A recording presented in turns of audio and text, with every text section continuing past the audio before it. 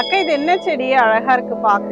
இது செடி இல்ல, மரம், நாவல் மரம். ஓ, நாவல் மரமா? அது என்ன செடி? இது வந்து கக்குவா மரம். இதுல ஒரு காய் வரும். அதுல குழந்தைங்களுக்கு இருமல் விடாம வந்துட்டு இருக்குது இல்ல, அது வந்து கக்குவான்னு சொல்லுவாங்க. அந்த காய், காஞ்ச காய் வந்து கழுத்துல ஹோல்ட் பண்ணி போட்டு விடுவாங்க கைத்துல. ஒரு மருத்துவ மரம் தான். பாவக்காவா? பாவக்காய் இல்ல,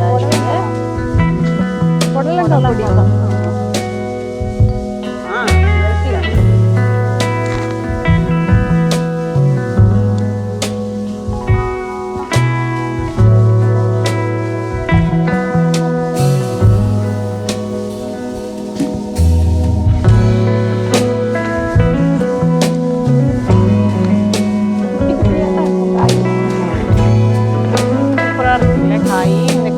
கீரையை வச்சு நம்ம இன்னைக்கு ஏதாவது ஒரு டிஷ் பண்ணலாம்.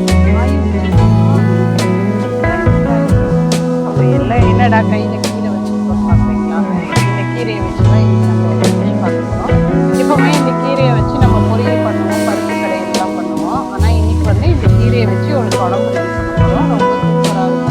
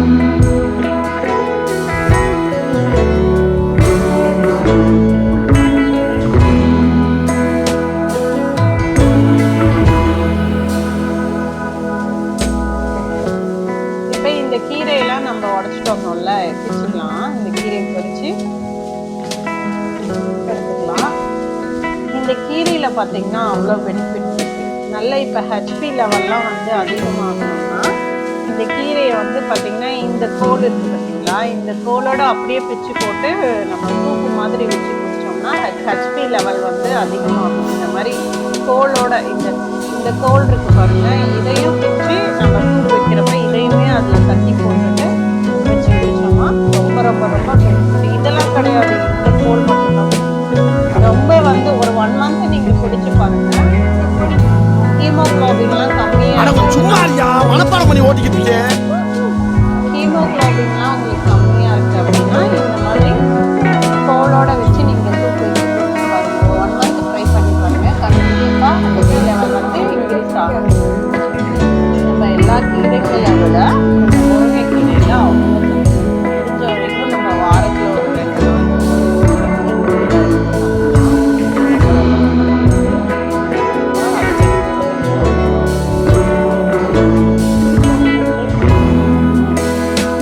விட இந்த மாதிரி சூப்பரில் வந்து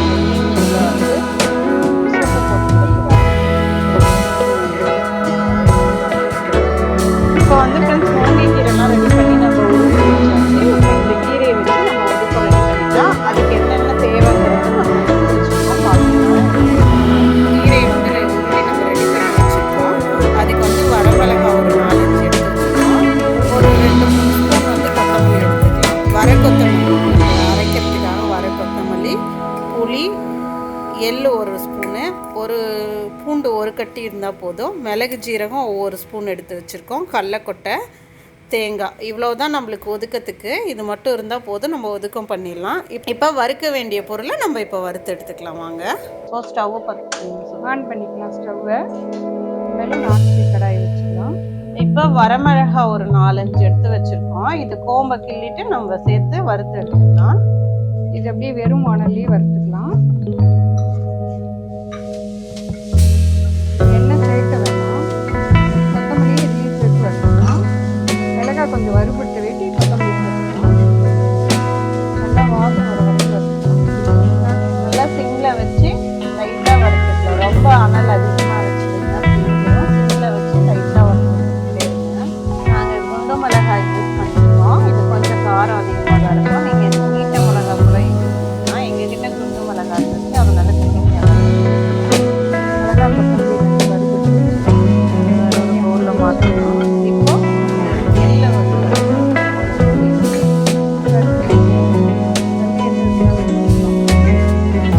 பக்கத்துலேயும் வறுத்துச்சு.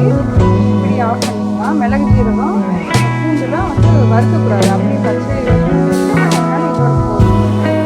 ஒரு கல்லுப்பு தூளுப்பு போட வேணாம், கல்லுப்பு ஒரு ஸ்பூன் நல்லா போட்டு நல்லா கொதிக்க வச்சுக்கோங்க. இப்போ இந்த தண்ணி நல்லா கொதிக்கிட்டு கொதிக்க வச்சு முருங்கைக்கீரை நம்ம சேர்த்துக்கலாம். தண்ணி கொதிச்சிருச்சு. இப்போ வந்து க்ளீன் பண்ணி நம்ம வச்சுருக்க இந்த முருங்கைக்கீரை வேணுமா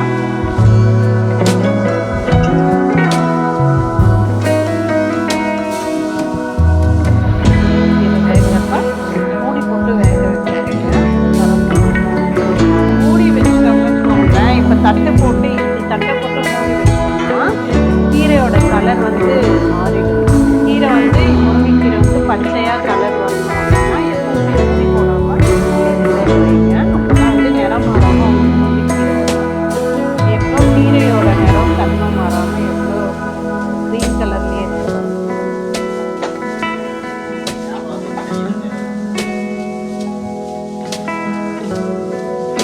இப்போ இந்த கீரையோட தண்ணி வந்து சூடாகவே தான் இருக்கு. ஆனால் பட் இதை சூடாக வச்சு நம்ம இப்போ அரைக்க வேண்டிய பொருளுக்கு சூடாக ஊற்ற முடியாது இல்லை, அதனால கொஞ்சம் வந்து தண்ணியை ஆற வச்சுக்கலாம்.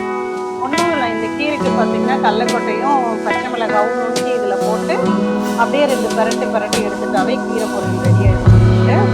இந்த கீரைக்கு இப்போ வந்து இதில் எண்ணெய் ஊற்றி மிளகாய் போட்டு நம்ம தாளிக்கிற அந்த ப்ராசஸ்லாம் நம்மளுக்கு வேணாம். இப்போ இந்த கீரையை வேக வச்சு எடுத்துக்கலாம். இந்த கீரையில் இப்போ பார்த்தீங்கன்னா 2 பச்சை மிளகாவும் கடலக்கொட்டையும் மிக்சியில் போட்டு குறைன்னு அடைச்சி இதில் போட்டு அப்படியே வந்து பரட்டி எடுத்துக்கணும். அவ்வளோதான், கீரை பொரியல் ரெடி ஆகிடும். இப்போ அந்த மாதிரி இதில் இருக்கிற தண்ணி வந்து நம்ம அதுக்கப்புறம் இதில் இருக்கிற தண்ணிலாம் கொட்டி வந்துச்சுனாவே நம்மளுக்கு வந்து கீரையெல்லாம் தனித்தனியாக வந்துடும். அதுக்கப்புறம் நம்ம இதில்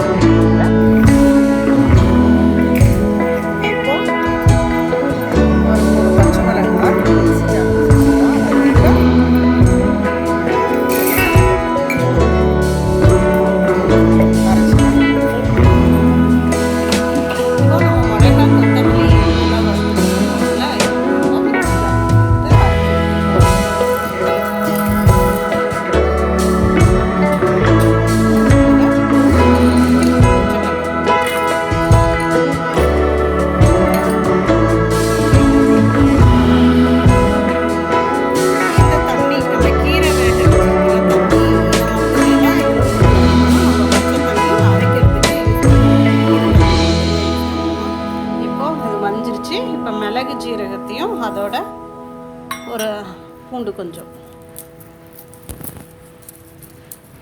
போதும். கொஞ்சம் இப்போ கரைச்சி வச்ச புளியை இதில் சேர்த்திக்கலாம். இப்போ அரைச்ச பேஸ்ட்டை இதுலேயே சேர்த்துக்கலாம்.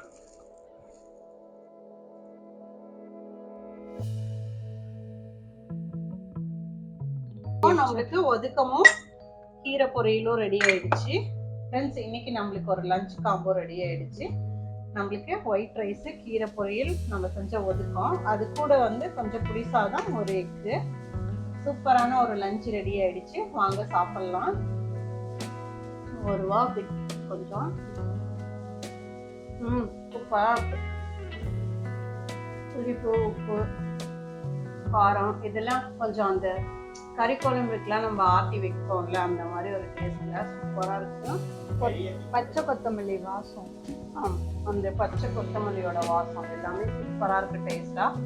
கண்டிப்பாக உங்கள் வீட்டில் நீங்கள் ட்ரை பண்ணி பாருங்கள். இந்த வீடியோ பிடிச்சிருந்தா உங்களுக்கு மறக்காமல் சப்ஸ்கிரைப் பண்ணிக்கோங்க. பக்கத்தில் இருக்கிற பெல் பட்டனை கிளிக் பண்ணிக்கோங்க. எங்கள் வீடியோ கண்டிப்பாக சப்போர்ட் பண்ணுங்கள்.